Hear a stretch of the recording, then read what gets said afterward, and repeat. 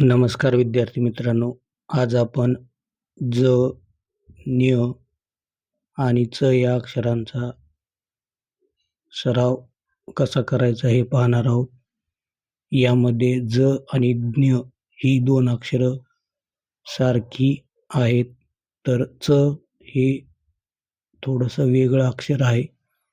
सर्वप्रथम ज या अक्षराचा सराव करताना रेषेच्या थोडंसं खालून पुढे जाणारी छोटी रेषा ओढायची आहे. त्यानंतर या ठिकाणी उलटा सीचा आकार खालच्या बाजूनं थोडासा वर जाणारा काढायचा आहे. त्यानंतर त्या पुढची कृती आहे. ही जी रेषा दिसत आहे, तर या रेषेला वरून खाली चिटकणारी उभी रेषा काढायची आहे. आणि त्यानंतर सगळ्यात शेवटी ज या अक्षरावर शिरोरेषा द्यायची आहे. या ठिकाणी इथून इथपर्यंत हे अक्षर आहे, त्यामुळे एवढी शिरोरेषा द्यायची आहे. न्य हे अक्षर काढण्यासाठी ज सारखीच कृती करायची आहे. रेषेच्या थोडंसं खालून पुढे जाणारी छोटी रेषा, त्यानंतर त्याच रेषेला जिथून सुरुवात झाली आहे त्या ठिकाणी उलटा सी सारखा आकार बरोबर याच्या खाली आणून सोडायचा आहे, या वरच्या रेषेच्या. त्यानंतर त्यापुढे याच उलट्या सीच्या आकाराला बरोबर खाली तिरपी रेषा छोटीशी द्यायची आहे. आणि नंतर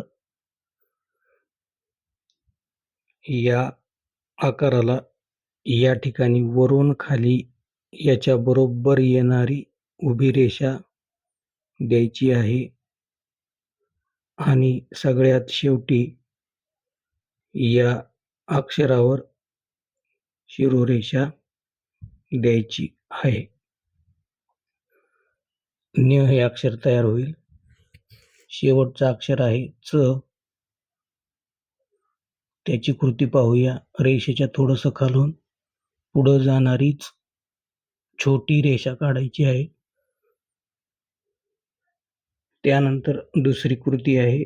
त्याच छोट्या रेषेला पुढच्या बाजूने मागं येऊन सीचा आकार काढायचा आहे. थोडा पुढे घेऊन जायचा आहे. त्यानंतर त्याच सीच्या आकाराला वरून खाली चिटकणारी उभी रेषा जोडायची आहे. आणि त्यानंतर या अक्षरावर